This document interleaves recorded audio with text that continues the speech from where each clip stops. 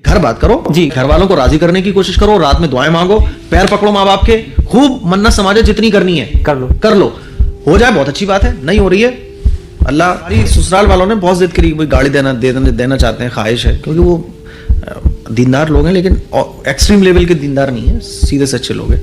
तो बड़ी जिद करी उन्होंने, हमारी इसी बात पे खूब झिकझिक होती थी, हमें चाहिए नहीं, अल्लाह का शुक्र है ऑलरेडी बाइक सारी है, कि नहीं वो हमारी ख्वाहिश है। तो ख्वाहिश है तो फिर आप जानो, हम लेंगे ही नहीं। तो ज़बरदस्ती वो दे गए हमें हदिये के तौर पे। 6 महीने तक वो गाड़ी खड़ी रही, सब ने चलाई, मैंने नहीं चलाई। मेरा जब निकाह हुआ तो मेरे सबसे बड़ा, कितने बड़े दीनदार हों लेकिन शादी के मामले में जो है ना सारी दीनदारी रखी रह जाती है। बिल्कुल। तो सबसे पहले यही था कि भाई कौन जाएगा निकाह में। तो हमारे अब्बा ने कहा कि भाई कोई नहीं जा रहा है। तो ये हुआ, क्यों नहीं जाएंगे, चचा जाएंगे, फुला जाएंगे, ये जाएंगे रिश्तेदार। अब्बा ने बोला मैं खुद ही नहीं जा रहा हूँ। अच्छा, मेरा आपसे जो पहला पॉडकास्ट हुआ था तो उसमें कुछ लोगों ने कहा कि आप पाकिस्तान गए थे। हाँ, ये भी। मैं यहाँ पर आया, मुफ्ती एम कासमी साहब से मिला, तो मुझे ऐसा कोई एटीट्यूड नजर नहीं आया। तो माशाल्लाह इंस्टाग्राम छा रहा है, और इंस्टाग्राम की दुनिया में माशाल्लाह आप भी छा रहे हैं। बहुत सारे लोगों को मैंने खुद भी देखा है, आपकी जो छोटी छोटी क्लिप्स होती हैं लोग लगाते हैं, बड़ा अच्छा लगता है। अस्सलामु अलैकुम व रहमतुल्लाहि व बरकातुहू। आज हमारे साथ बैठे हुए हैं जनाब शफाअत साहब, जो माशाल्लाह इंस्टाग्राम पर बड़ी अच्छी अच्छी रील्स बनाते हैं। आज ही मुझसे मुलाकात करने के लिए आए, वो मुझसे बड़ी मोहब्बत रखते हैं। कहने लगे मुफ्ती साहब एक पॉडकास्ट हो जाए, तो मैंने कहा ठीक है यार, पॉडकास्ट हो जाए, अच्छी बात है। तो बहुत सारे सवालात लेकर बैठे हुए हैं। जनाब शफाअत साहब, कैसे हाल चाल है? बहुत बहुत शुक्रिया, थैंक यू। सबसे पहले तो मैं खुश आमदेद कहना चाहता हूँ, वेलकम, मोस्ट वेलकम, खुश आमदेद, मरहबा कि आप फिरोजाबाद तशरीफ लाए। और ये आपका दूसरा सफ़र है फिरोजाबाद में। जी ज़रूर। उस टाइम इंस्टाग्राम का उतना चलन नहीं था जब आप आए हुए थे। जी जी। अब तो माशाल्लाह इंस्टाग्राम छा रहा है, और इंस्टाग्राम की दुनिया में माशाल्लाह आप भी छा रहे हैं। बहुत सारे लोगों को मैंने खुद भी देखा है, आपकी जो छोटी छोटी क्लिप्स होती हैं लोग लगाते हैं, बड़ा अच्छा लगता है। जी बहुत शुक्रिया। क्या आप पूछना चाहते हैं, क्या सवालों का सिलसिला लेकर बैठे हुए हैं? मेरे लिए बहुत ही जो कि खुशी की बात है कि मुफ्ती साहब ने अपना टाइम दिया। मुफ्ती साहब की खिदमत हिंदुस्तान ही की नहीं बल्कि पूरी दुनिया के अंदर मुफ्ती साहब की बहुत बड़ी खिदमत हैं। आज मैं बहुत सारे सवाल करूंगा मुफ्ती साहब से, जो कि ऑडियंस के सवाल हैं। सबसे पहले मैं आपसे ये बात करूंगा कि जब अल्लाह रब्बुल इज़्ज़त किसी को शोहरत देता है, किसी को माल दे देता है, किसी को बुलंदी अता फरमा देता है, तो उसके अंदर कहीं ना कहीं एटीट्यूड आ जाता है। अपने आप को लोकल जगह से हट करके वो शहर में जो कि शिफ्ट कर लेता है। वो कहता है कि अगर मैं यहाँ रहूँगा तो मेरी जो है इंसल्ट होगी। लेकिन मैं यहाँ पर आया, मुफ्ती एम कासमी साहब से मिला, अल्लाह रब्बुल इज़्ज़त ने बहुत बड़ा मकाम दिया है मुफ्ती साहब को, तो मुझे ऐसा कोई एटीट्यूड नज़र नहीं आया। देखो, एटीट्यूड जिसको हम कह सकते हैं, उर्दू में कहा जाता है तकब्बुर। तो अल्लाह का इरशाद है कि तकब्बुर मेरी चादर है। जी। तकब्बुर जिस इंसान के अंदर आएगा तो फिर वो ठीक है दुनियावी एतबार से थोड़े बहुत कुछ कमा ले, फेमस हो जाए, लेकिन अल्लाह की नज़र में वो महबूब नहीं हो सकता। आदमी को जितना अल्लाह मकाम दे, जितना अल्लाह फजल से नवाजे, उसको उतना ही डाउन टू अर्थ होना चाहिए। बिल्कुल। अंदर उतनी ही तवाज़ो पैदा करना चाहिए, अगर वो लोगों के दिलों में जगह बनाना चाहिए। जी बिल्कुल। वरना देखो, लोग कुछ दिनों के बाद भूल जाते हैं, कोई किसी को याद नहीं रखता है। दिल में जगह, फिर अल्लाह जिसके दिल में मोहब्बत डाले वही मोहब्बत बाकी रहती है। बहुत सारे लोगों को नहीं पता है कि आपका ताल्लुक़ कहाँ से है, फैमिली का जो आपका बैकग्राउंड है उसके बारे में बताएं। बहुत सारे लोग नहीं जानते, बल्कि बाज़ दफ़ा कभी कभी तो ऐसा होता है कि मैं कहीं जा रहा होता हूँ, लोग देखते हैं।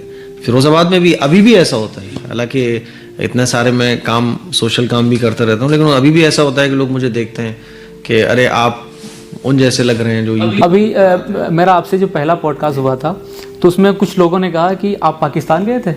हाँ, ये भी क्योंकि वो हमारे इंडिया में चलन नहीं है, पंगड़ी का चलन नहीं है। जी बिल्कुल। और मेरा जो थोड़ा सा स्टाइल है वो थोड़ा सा इस्लामिक, वो बोलते हैं ना ओरिजिनल इस्लामिक वाला रहता है। पंगड़ी वगैरह बांधे में रहता हूँ। तो हमारे इंडिया में क्या टोपी लगाने का चलन है और वाइट कपड़े पहनने का चलन है, लेकिन अमामा बांधने का चलन नहीं है। तो उस वजह से उनको ये लगता है कि शायद ये मैं पड़ोस मुल्क का हूँ, हालांकि ऐसा नहीं है। बल्कि बाज़ दफ़ा खुद मेरे ऐसे शहर के रहने वाले, आसपास के रहने वाले भी कहते हैं कि आप उन जैसे लगते हैं, मौलाना आते हैं पड़ोस मुल्क के, आप उनके जैसे लग रहे हो। तो मैं मजाक में कभी कभी बोल भी देता हूँ, हाँ अच्छा, मैं सोच रहा हूँ कि मैं भी यूट्यूब चैनल शुरू कर लूँ। तो बेसिकली क्या है कि मैं फिरोज़ाबाद के रहने वाला हूँ, और फिरोज़ाबाद में ही हमारे बाप दादा रहे। दादा के बारे में और अपने जो हमारे ख़ानदानी काम रहे हैं फिरोज़ाबाद के अंदर, उसके बारे में पहले भी मैंने डिटेल में बताया है, लेकिन फिर एक बार डिटेल में बता देता हूँ कि फिरोज़ाबाद में जो है ना, लोग ढोल ताशे बजाकर कहानियाँ, किस्से सुनाया करते थे। उस वक्त से हमारे दादा यहाँ पर मेहनत कर रहे हैं। माशा अल्लाह। तबलीग के, जैसे कि तबलीग के जो बानी मौलाना इलियास साहब रहमतुल्लाह अलैह, ऐसे ही फिरोजाबाद ज़िला और आसपास के इलाकों में जो तबलीग के बानी वो हमारे दादा मोहतरम। अच्छा माशाअल्लाह। ये जितनी भी फिरोजाबाद की मस्जिदें दिख रही हैं, इसमें तबलीगी जमात में ख़ास तौर पे जो इस तबलीगी जमात के पौधे को जी जो पानी दिया है वो दादा ने दिया है। तो हमारे दादा भी यहीं के, नाना भी यहीं के, और पूरा ख़ानदान हमारा यहीं है। दादा अभी मौजूद हैं? अभी भी मौजूद है माशाल्लाह। अभी भी उनका पूरे साल में 7-8 महीने तबलीगी जमात में गुजरते हैं। अभी भी दादा हमारे साइकिल चलाते हुए तबलीगी जमात की खिदमत के कामों में लगे रहते हैं। आमीन। उनको बाइक की ज़रूरत नहीं है, बोलते हैं मैं पैदल चल लूँगा, अभी ताकत है, और अल्हम्दुलिल्लाह उनके अंदर ताकत भी है। तो मैं फिरोज़ाबाद का रहने वाला हूँ, और हमारे सारे फैमिली मेम्बर्स जो हैं, ददिहाल हो, ननिहाल हो, वो सब फिरोज़ाबाद से ही ताल्लुक़ रखते हैं। और ऑडियंस की तरफ से ये भी क्वेश्चन आते रहते हैं कि मुफ्ती साहब के कितने बच्चे हैं?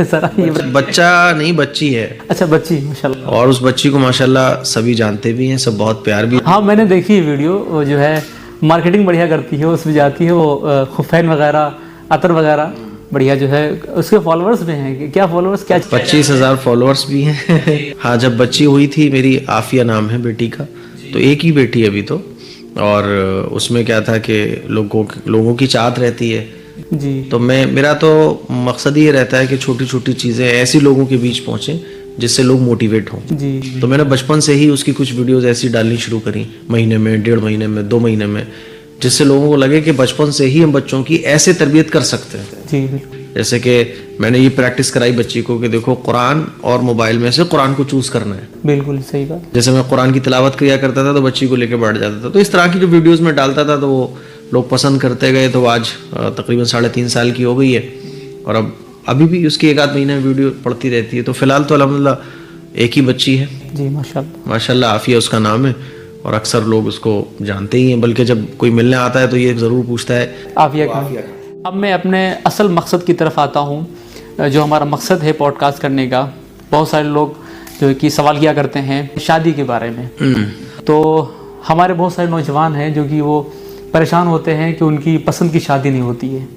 वो जहाँ से करना चाहते हैं लेवल भी ठीक होता है, कास्ट भी ठीक होती है, बराबर होती है, लेकिन फिर भी माँ बाप पता नहीं क्यों शादी नहीं कराते हैं।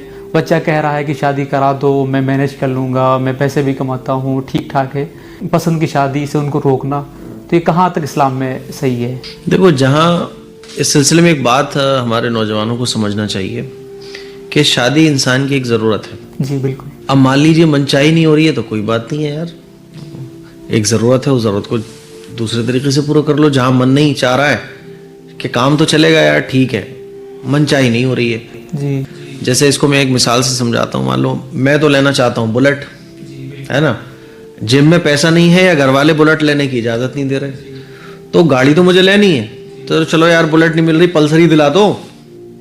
ज़िंदगी जो है ये एक गुजारने के लिए, ज़िंदगी को अच्छे से चलाने के लिए मनचाही चीज़ मिल जाए बहुत अच्छी बात है। मनचाही नहीं मिल रही है तो घर वालों की चाहत की ले लो, घर वालों की चाहत की भी नहीं मिल रही है तो जिससे आपकी ज़िंदगी गुजर सकती है, चल सकती है, वो कर लो जी।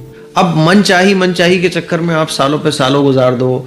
जो और ज़रूरी काम है दुनिया के अंदर जो आपको करना चाहिए वो आपके डिस्टर्ब हो रहे हैं, माइंड डिस्टर्ब हो रहा है। लेकिन मुफ्ती साहब ये भी तो है कि एक लड़का कमाता भी ठीक है, कोई दिक्कत भी नहीं है, कास्ट है वो भी सेम है, फिर माँ बाप को क्या दिक्कत है? देखिए, मैं इस सिलसिले में ये समझता हूँ कि अंडरस्टैंडिंग वालिदैन के और औलाद के दरमियान होना बहुत ज़रूरी है। अगर माँ बाप राज़ी नहीं हो रहे तो बच्चों को चाहिए कि माँ बाप से वो वजह पूछें, और माँ बाप को चाहिए कि वो वजह समझाएं जी। क्योंकि देखिए बच्चे होते हैं ना समझ इतना, तो अब जब आप 30-35 साल के हो जाते हैं या आपकी शादी हो जाती है, आप भी वालिदैन बन जाते हैं, तो जैसे वो 5 साल का बच्चा आपकी बात को नहीं समझ रहा होता है, उसे लगता है यार देखो अब्बा मुझे वो चीज़ नहीं दिला रहे, लेकिन आपको पता है कि ये चीज़ इसके लिए अच्छी नहीं है।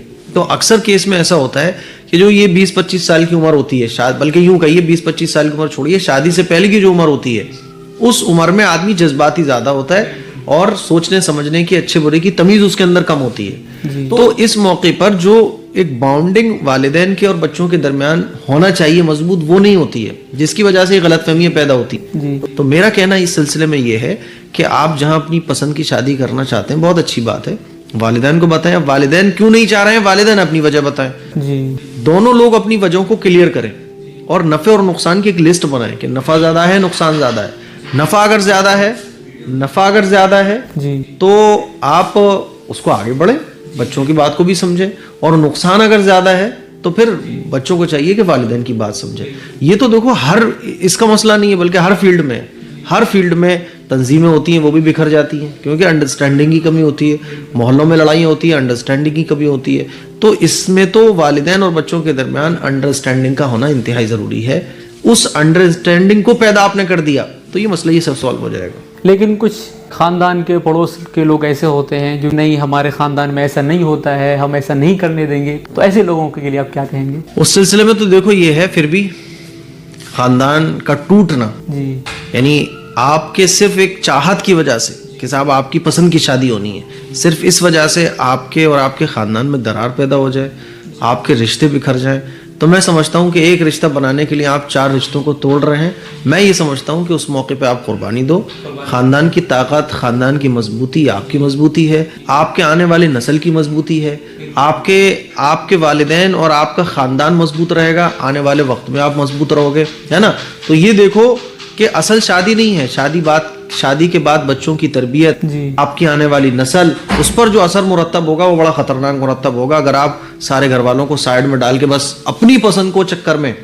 तो मेरा मानना ये है पसंद से हो जाए बहुत अच्छी बात है, लेकिन आप अपनी पसंद के चक्कर में 10 लोगों को नाराज कर दो, एक आपका फैमिली सिस्टम ही बिखर जाए, वालिदैन के बीच में लड़ाइयाँ हो जाए, तो पसंद से शादी हो जाए बहुत अच्छी बात है। और ये हर चीज़ में, मोबाइल लेना बच्चा चाहता है एप्पल आईफोन, जी बिल्कुल, अब आईफोन के चक्कर में इतना मदहोश हो गया, बाइक के चक्कर में इतना भाग रहा है दुनिया में कि उसको माँ बाप की परवाह नहीं है, फैमिली की परवाह नहीं है। तो मेरा कहने का मतलब ये सबको साथ लेके ही सारी चीजें चलेंगी, एक चीज के चक्कर में 10 चीजों को आप नहीं छोड़ सकते। बिल्कुल, दुनिया दारुल इम्तिहान है, मन चाही मिले बहुत अच्छी बात है, नहीं मिल रही है तो रब चाही पर तसल्ली कर लो, इंशाल्लाह आखिरत में फिर सब अच्छा हो जाएगा। अभी एक लड़के ने कॉल किया, उसने कहा कि आप मेरे जो है कि मैं जहाँ से शादी करना चाहता हूँ उसके लिए आप दुआ कर दो।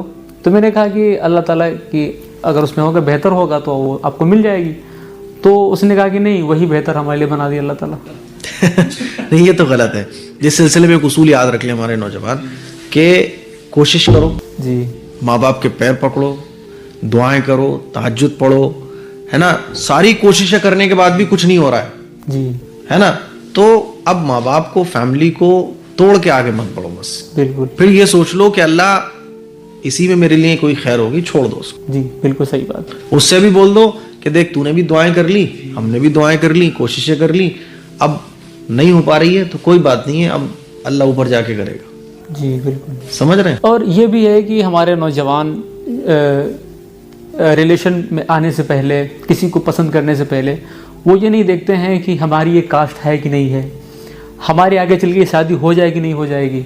फिर भी वो दोनों बात करना शुरू कर देते हैं, उनको लगता है नहीं सब चलता रहेगा। लड़की भी कहती है अरे ठीक है जैसे हो रहा है होने दो, मैं मना लूं। ये बिगाड़ असल में यहीं से आता है, यहीं से शुरू होता है। यहीं से शुरू होता है कि जब कोई किसी को अच्छा लगने लगता है तो वो अच्छा लगा, तो अच्छा लगने से वो अच्छा लगना बढ़े आगे, उससे पहले चाहिए कि घर पे पहले बात कर लो, बात करें, क्योंकि वो अच्छा लगा है, अभी वो दूरी हो सकती है, अभी वो अच्छा लगना कम हो सकता है। अब हुआ कि अच्छा लगा, बातचीत होने लगी, सब कुछ होने लगा, 2-3-4 साल सब चला, अब वो अच्छा लगना बहुत बढ़ गया, है ना।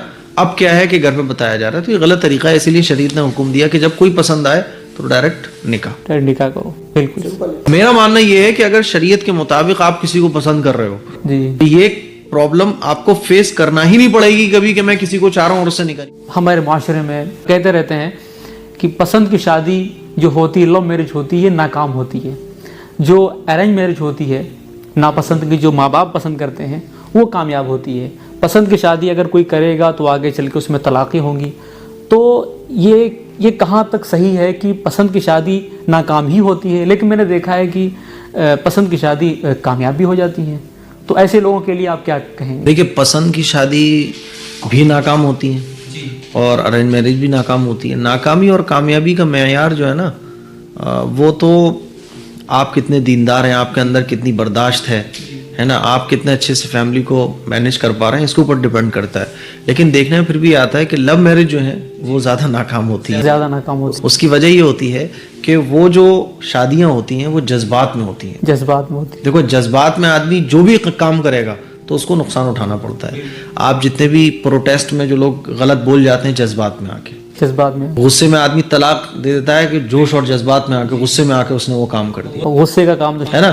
تو جذبات میں کیا ہوتا ہے کہ اسے لگتا ہے ابھی میں فیملی کو اپنی چھوڑ کے اس کے ساتھ خوش رہوں گا, لڑکی سوچ رہی ہوتی ہے میں فیملی کو چھوڑ کے اس کے ساتھ خوش رہوں گا. وہ کیا ہوتا ہے, وہ بڑے ہوئے اور اٹریکشن ہوا اور وہ جذبات تب ابھر رہے ہیں. اب وہ سالوں سال جذبات ہی ابھر رہے ہیں, تربیت تو نہیں ہو پا رہی نا, اسے نہیں پتا کہ شادی کے بعد مجھے زندگی کیسے گزارنی ہے. تو جوش اور جذبات کے وہ فیصلے ہوتے ہیں, اس معنی کر کے وہ اکثر ایسا دیکھنے میں آتا ہے کہ اس میں آدمی فیل ہو جاتا ہے. اچھا ارینج میں کیا ہوتا ہے, اسے پتا ہوتا ہے شادی ہو رہی ہے, گھر والی بتا رہے ہیں بیٹا شادی ہونے والی ہے, کام دھندا کر لے, بیوی کو کیا کھلائے گا. تو اس کے کچھ نہیں, ٹیڑھی میڑھی تربیت جیسی بھی ہو رہی ہے, اس کے مائنڈ کو یہ بتایا جا رہا ہے کہ دیکھ تیری شادی ہونے والی ہے, بیوی کا خرچے کیسے اٹھائے گا, تو وہ کام کی بھی سوچ رہا ہے. یعنی اس کے مائنڈ میں ایک طریقے سے یہ ہے بالکل کہ یار شادی ہو جائے گی تو بیوی بچوں کے خرچے اٹھانا ہے. اچھا وہ کیا ہوتا ہے, بھگا کے لے گئے, کورٹ میرج کر لی, گھر والوں کے اگینسٹ جا کے کر لی, اس میں مائنڈ میں بس یہی ہوتا ہے کہ کیسے ہی اس کو حاصل کرنا ہے. بالکل. پھر کیا ہوتا ہے کہ جب وہ ذمہ داریاں پڑتی ہیں آلریڈی, تو پھر جھگڑے شروع ہوتے ہیں. لڑکی کو وہ امیدیں نہیں مل پاتی ہیں شوہر سے جو وہ سوچ کے آئی ہوئی ہے. شوہر سوچ رہا ہوتا ہے شادی کے بعد زندگی بہت اچھی گزری, کیونکہ شادی کے بعد جو شروع کے 2-4 مہینے ہوتے ہیں سب کچھ ویسا ہی نہیں رہتا ہمیشہ. بالکل صحیح بات ہے. لڑکی کا حسن و جمال بھی جاتا ہے, ادھر آدمی کے اوپر بھی ذمہ داریاں آتی ہیں, تو وہ ویسی توجہ نہیں دے پاتا ہے, پھر یہ جھگڑوں کا کیندر بنتا ہے سب. صحیح بالکل. تو اصل تو وہی ہے کہ جو تربیتی نظام ہے اسلام کا, اس کے مطابق آپ شادی کرو, اس کے مطابق شادی کے بعد کی زندگی گزارو. ہو سکتا ہے کہ یہ ساری چیزیں جو شارٹ ویڈیوز آپ بناتے ہیں وہ لوگوں کو اس کے اگینسٹ لگیں, لیکن فیکٹ یہی ہے بچوں کی جب تربیت ہوگی تو تربیت کے بعد یہ ساری چیزیں اچھی لگیں گی. جی شریعت نے جو یہ بتایا کہ پسند سے شادی کرو, اس کے پیچھے پھر یہ بھی دیکھو کیا بتایا کہ آپ ایک شوہر کیسے ہونا چاہیے. لڑکیوں سے یہ کہا لڑکیوں کے بارے میں کہ لڑکیوں کی پسند پوچھو, اس سے پہلے لڑکیوں کی تربیت کا نظام کیا بتایا شریعت نے, یہ بھی دیکھنے کی ضرورت. تو یہ پورا سیٹ اپ ہے. ہاں یہ ہے کہ اگر کوئی پسند آ گیا ہے تو ڈائریکٹ گھر میں بات کرو, گھر میں بات کرو, سیدھی سی بات, سمپل سی بات ہے. میں نے شروع میں بتایا آپ کو کہ گھر بات کرو, جی گھر والوں کو راضی کرنے کی کوشش کرو, رات میں دعائیں مانگو, پیر پکڑو ماں باپ کے, خوب منت سماجت جتنی کرنی ہے کر لو. ہو جائے بہت اچھی بات ہے, نہیں ہو رہی ہے اللہ وہ رضیت باللہ وہ آمنت باللہ وملائکتہ وکتبہ والقدر خیرہ شرہ والبعث بعد, یہ اچھی بری تقدیر پہ ایمان لے گیا. اب یہی میرے حق میں بہتر تھا, کوئی بات نہیں, مل گئی تو ٹھیک ہے, نہیں ملے تم اپنے راستے, اپنے راستے. اور ہماری بہنوں کی طرف سے یہ اکثر سوال آتے رہتے ہیں, بہت پریشان رہتی ہیں کہ ان کے رشتے نہیں آتے, رشتوں میں رکاوٹیں ہوتی ہیں, تو وہ باباؤں کے پاس جاتی ہیں, اور رشتے آتے بھی ہیں تو یا تو رشتے فکس نہیں ہوتے ہیں یا پھر رشتے وہ کینسل کر دیے جاتے ہیں.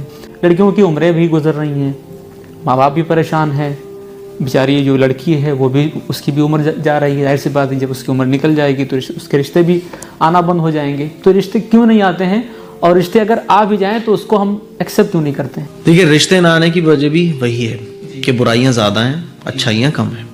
اچھے لوگ بہت کم ہیں. جی اچھے لوگ جیسے مان لیجیے بغیر جہیز کے شادی کرنے والے بہت کم لڑکے ہیں. جی رسم و رواج بہت زیادہ ہے.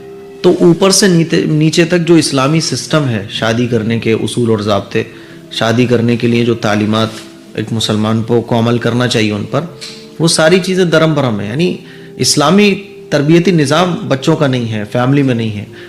رشتے نہ آنے کی وجہ ایک تو یہی ہے, جیسے میں نے بتایا کہ لوگ اچھے لوگ کم ہیں, برے لوگ زیادہ ہیں, ہے نا.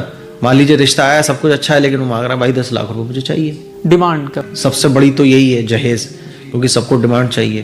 لڑکی ہے, لڑکی والے ہیں تو لڑکی بھی خوبصورت چاہیے, خوبصورت لڑکی ہے تو پیسہ نہیں ہے, جی پیسہ ہے تو لڑکی خوبصورت نہیں ہے. تو کہیں نہ کہیں یہ بگاڑ زیادہ ہے کہ ایک تو دونوں طرف سے امیدیں بہت زیادہ ہیں, امیدیں بہت زیادہ ہیں. لڑکی ہے تو اس کو, لڑکی والوں کو لڑکا وہ جاب بھی اس کی ہونا چاہیے, جی ہے نا. اچھا جاب ہے تو گھر میں فیملی چھوٹی ہونا چاہیے, فیملی بھی چھوٹی ہو گئی تو وہی سیپریٹ مکان ہونا چاہیے. جی تو دونوں طرف, لڑکے والوں کی طرف سے بھی لڑکی والوں کی طرف سے بھی امیدیں بہت زیادہ ہیں, امیدیں ہوتی ہیں. یہ نہیں ہے کہ شادی یار یہ دیکھو سب اللہ کروا دے گا, دنیا کی امیدیں زیادہ ہیں. جی بالکل. اسی وجہ سے یہ جو شادی کا جو وہ ہے رشتے نہیں مل پاتے, کیونکہ وہ ہر آدمی یہ سمجھتا ہے مجھے اس امید کے مطابق ملنا چاہیے.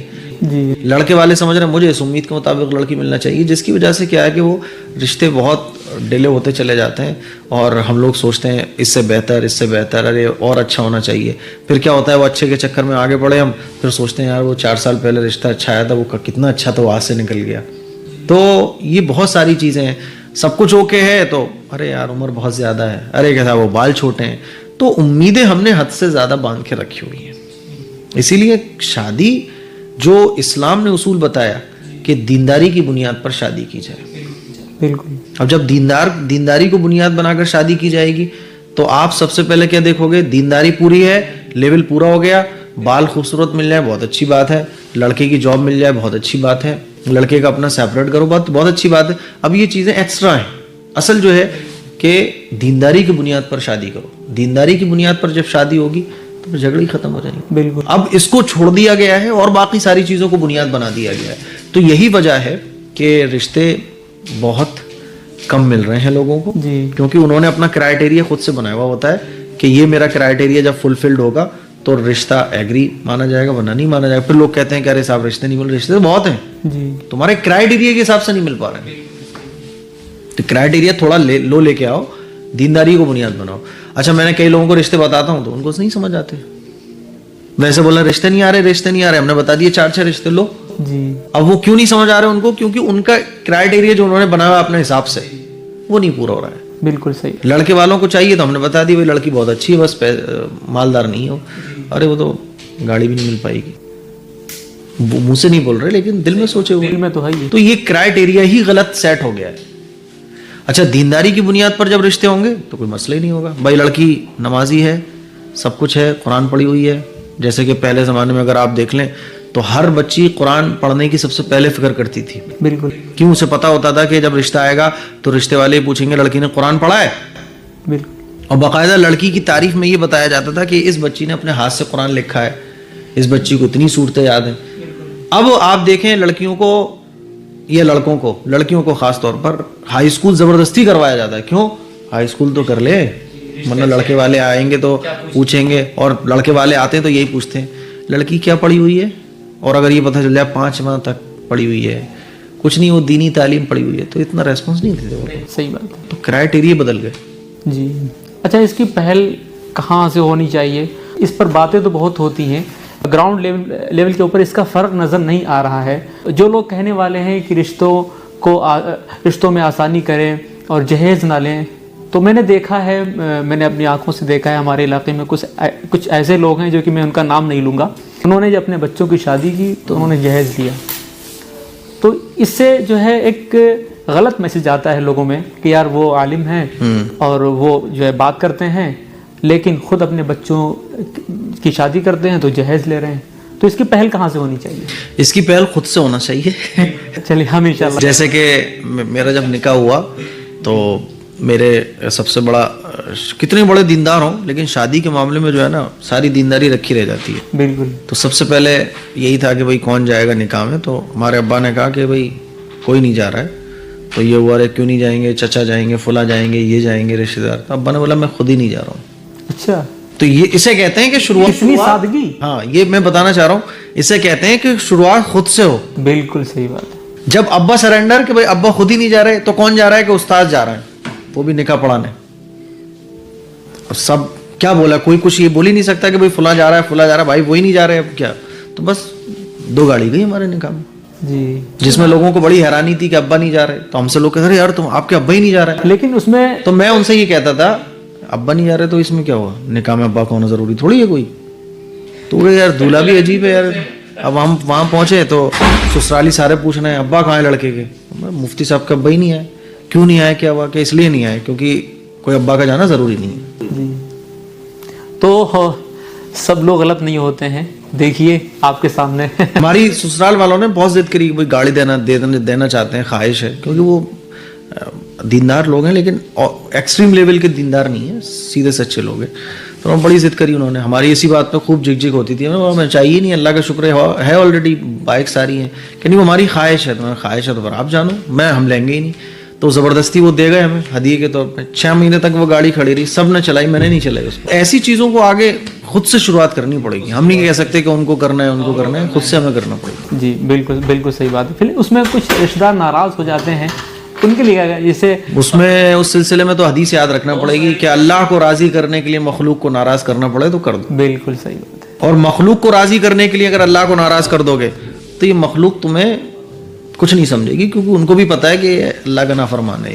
بالکل صحیح بات ہے. مفتی صاحب ایک اور سوال ہے, وہ یہ کہ شادی کی کیا عمر ہونی چاہیے؟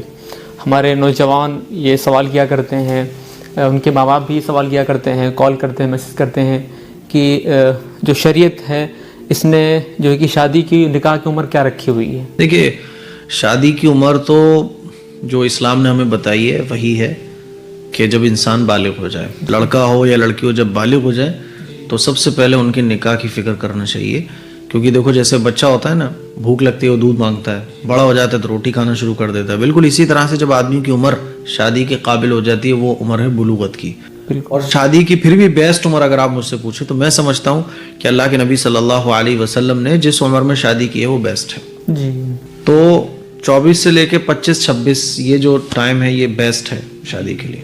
24, 25, 26 جی یہ ہمارے نوجوانوں کی. اور لڑکی کی کیا عمر ہونی چاہیے؟ لڑکی کی میں یہ بھی کوئی ایسے میں بیسٹ نہیں بتا رہا ہوں, کیونکہ حضور علیہ الصلوۃ والسلام نے 24 سال کی عمر میں نکاح کیا ہے نا, تو اس معنی کر کے میں نے بتایا ہوا ہے. ورنہ تو بالغ ہونا یہ بیسٹ ہے. بالغ ہونے کے بعد سب کی طبیعتیں مزاج مختلف ہوتا ہے, تو کسی کو کوئی مان لیجیے بیمار ہے تو اس کو یہ نہیں کہا جائے گا کہ بالغ ہوتے ہی نکاح کر لو. جی یہ طبیعت پر ڈیپینڈ کرتا ہے. جی نکاح کا بالغ ہونے کے بعد قابل ہو گئے آپ, اب نکاح کا جب تقاضا ہے کر لو. ایسے بہت سارے ماں باپ ہیں جو کہ جوا کھیلتے ہیں, شراب پیتے ہیں, بچوں کی طرف بالکل غور نہیں کرتے ہیں, بچے کیا کر رہے ہیں کسی کو نہیں پتہ ہے, شادی بھی نہیں کرا رہے ہیں.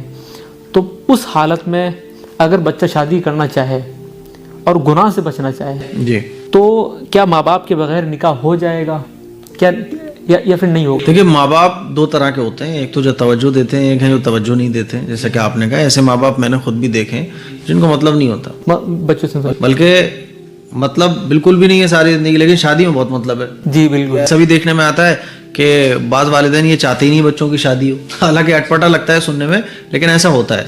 تو ایسے موقع پھر آپ کو جو ہے مت دیکھو, آپ نکاح کرو, اپنی زندگی بسر کرو, ماں باپ کے حق ادا کرو, ان سے تمیز سے بات کرو, تہذیب سے بات کرو, ان کے حق ادا کرو, باقی آپ پھر نکاح کرو. پھر کچھ لوگ یہ بھی کہتے ہیں کہ جو لڑکا ہوتا ہے تو اس کی طرف تو ولی اس کی طرف سے ولی نہیں لگتا ہے, لیکن لڑکی کی طرف لگتا ہے. نہیں دیکھیے بالغ ہونے کے بعد آپ خود مالک ہیں, آپ خود نکاح کر سکتے ہیں. بالغ ہونے کے بعد کوئی آپ کو روکنے والا نہیں ہے. تو یہ اس الزام سے ہم بری ہیں پھر؟ ہاں بالکل بری ہیں, کوئی الزام آپ کے اوپر نہیں ہے. جی آپ کا کام تو خیر مجھے بتانے کی ضرورت نہیں ہے, A M Qasmi welfare society ji, جو کہ وہ غریبوں کو, مظلوموں کو, بے سہاروں کو سہارا. یہ 50 لاکھ جو فالوور ہیں ان کی سوسائٹی ہے. اچھا ماشاء اللہ. میری اکیلے کی نہیں ہے. اس میں جو کام ہوتا ہے الحمدللہ قابل احترام کام ہے, لیکن کچھ لوگ اس میں کیڑے نکالنے والے بھی ہیں. آپ مدد کر رہے ہو تو ویڈیو کیوں بنا رہے ہو, کسی کی مدد کرو تو چپکے سے مدد کرو. اس پر بات کی بھی جا چکی ہے, اس سے پہلے میں نے بات کی تھی, تو اس کے اوپر آپ نے جو ہے کہ کلیئر اس کے اوپر آپ نے دو ٹوک آپ نے بات کی تھی.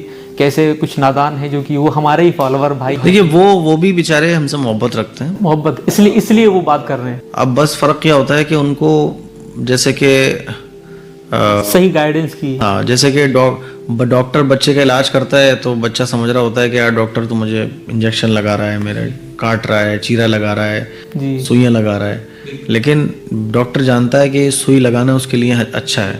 تو ایسے ہی جو لوگ نہیں اتنا جتنا علم ہے ان کو معلوم ہے چھپا کے مدد کرنا چاہیے, لیکن علم نہ ہونے کی وجہ سے اس طرح کے شک اور شبہات پیدا ہوتے ہیں.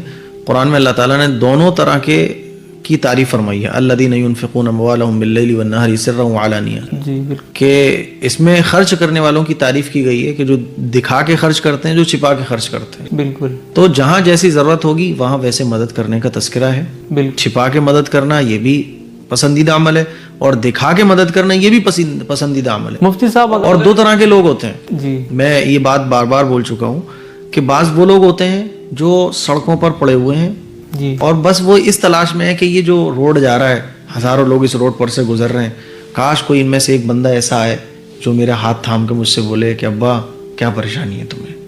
وہ اسی امید پہ بس روڈ پر بیٹھے ہوئے ہیں. بالکل, تو اگر ہم ان کا سہارا بنیں گے تو انہیں خوشی ہوتی ہے, تو ایسے لوگوں کو دکھایا جاتا ہے. ورنہ آپ دیکھیے کمبل اتر رہا ہے پورا ٹرک, لیکن کیمرے میں کیمپ لگا کے بانٹا جا رہا ہے 200-400 لوگوں کو, تو پورا ٹرک کہاں جا رہا ہے پھر؟ بالکل یہ راتوں میں ان گھروں میں ہی پہنچ رہا ہے جی. جو شرماتے ہیں آنے میں. تو ہر طرح کے لوگ ہمارے معاشرے میں موجود ہیں, جیسا جو آدمی ہوتا ہے اس کو ویسے ہی ٹریٹ کیا جاتا ہے. بالکل. اور میں اگر کہوں تو غلط نہیں ہوگا کہ اگر آپ یہ دکھا کر نہیں کرتے تو شاید ہماری بھی ہادی ویلفیئر سوسائٹی نہ بنتی. بالکل, بہت سارے ایسے لوگ ہیں جو سوسائٹی چلانے لگے, سوشل کام کرنے لگے. اچھی بات ہے, بہت اچھی بات ہے, بالکل کریے. پھر بھی اگر کوئی بولا نہیں صاحب یہ, تو میں تو پھر ان لوگوں کے لیے ہی بولنا چاہتا ہوں کہ مکھی کا کام ہوتا ہے زخم پر بیٹھنا, تو اس کا کیا علاج ہے. بہت بڑھیا. اور ایک اور بات اس میں ایڈ کر دوں کہ اگر کوئی ایسا شخص ہے جو کہ اس کے پاس پیسہ نہیں ہے اور وہ لوگوں کی مدد کرنا چاہتا ہے, تو وہ کس طریقے سے کر سکتا ہے؟ اللہ کے نبی صلی اللہ علیہ وسلم نے ایک مرتبہ ارشاد فرمایا کہ روزے دار کو روزہ افطار کرانے کا اتنا ثواب, اتنا ثواب, اتنا ثواب. تو بعض جو صحابہ اکرام جو غریب تھے وہ کہنے لگے یا رسول اللہ غریب آدمی کیسے ثواب حاصل کرے گا, کیونکہ افطار کرانا جیسے ہی افطار کا نام آتا ہے تو آتا ہے کہ بھئی افطاری فروٹس بھی ہوں, مشروبات بھی ہوں, بڑے بڑے تکلفات ہوں, یہی ہوتا ہے نا افطار کی. امیجن کرو افطار کو, تو یہی سمجھ میں آتا ہے. اس سلسلے میں ایک حدیث میں آپ کو سنانا چاہتا ہوں. اللہ کے نبی صلی اللہ علیہ وسلم نے افطار کرانے کی فضیلت کو بیان فرمایا. تو جو غریب صحابہ اکرام تھے وہ کہنے لگے یا رسول اللہ غریب آدمی افطار کرانے کا ثواب کیسے حاصل کر پائے گا, کیونکہ افطار کا جب نام آتا ہے تو فوٹوز جو مائنڈ میں بنتے ہیں وہ ایسے ہی بنتے ہیں کہ فروٹس بہت سارے رکھے, مشروبات بہت سارے رکھے, دسترخوان بھرا ہوا. تو حضور علیہ الصلوۃ والسلام نے فرمایا کہ ایک گھونٹ پانی پلا دو, ایک کھجوری کسی کو کھلا دو. تو سوشل کام تو ہر شخص کر سکتا ہے. راستے میں پتھر پڑا ہوا ہے اس کو ہٹا دو آپ. صدقہ, حضور نے کیا ارشاد فرمایا کہ یہ صدقے کے برابر ثواب ہے. اور ایک حدیث میں حضور نے ارشاد فرمایا کہ مسکرا کر جب ایک ایمان والا دوسرے ایمان والے سے ملتا ہے یہ بھی صدقہ ہے.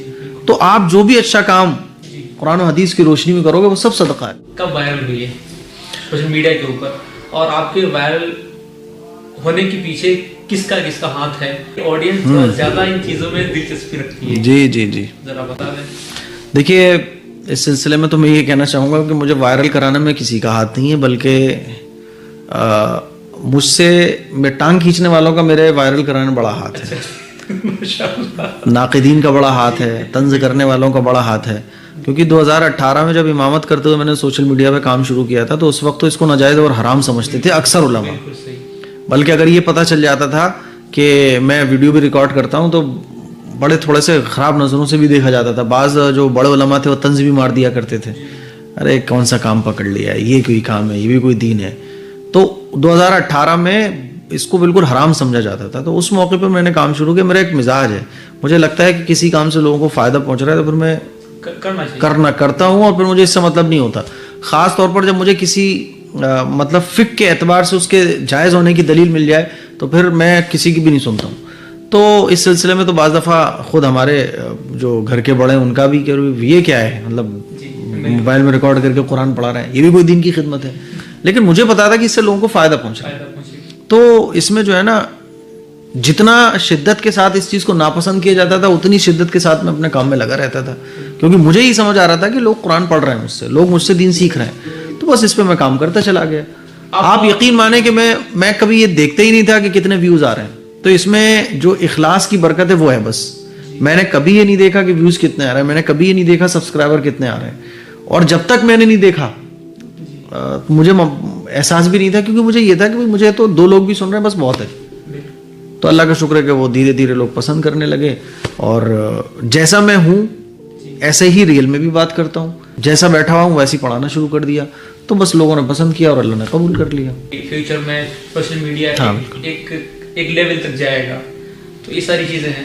تو میں نے یہ بھی دیکھا ہے کہ آپ کے والد صاحب آپ کے قدم سے قدم ملا کر چل رہے ہیں ماشاءاللہ. والد صاحب ماشاءاللہ مجاہد آدمی ہمارے. میں یہ کہتا ہوں کہ والد کے اور اولاد کے درمیان ایسی بانڈنگ ہونا چاہیے. ابھی آپ پوڈ کاسٹ کر رہے تھے تو وہ جب آئیں گے تو ایک دم پوڈ کاسٹ چل رہی ہے تو کتنا بھی امپورٹنٹ کاموں کا ڈسٹرب نہیں کریں گے بیچ میں, وہ کہ بھائی کام آلریڈی ایک چل رہا ہے. آپ نے میرے لیے وقت نکالا, بہت بہت شکریہ. آپ کا بھی بہت بہت شکریہ کہ آپ اتنا لمبا سفر کر کے آئے میری محبت میں, اور بہت بہت شکریہ آپ کا, آپ دوسری مرتبہ آئے ہیں. امید ہے کہ آتے رہیں گے انشاءاللہ. شکریہ. السلام علیکم.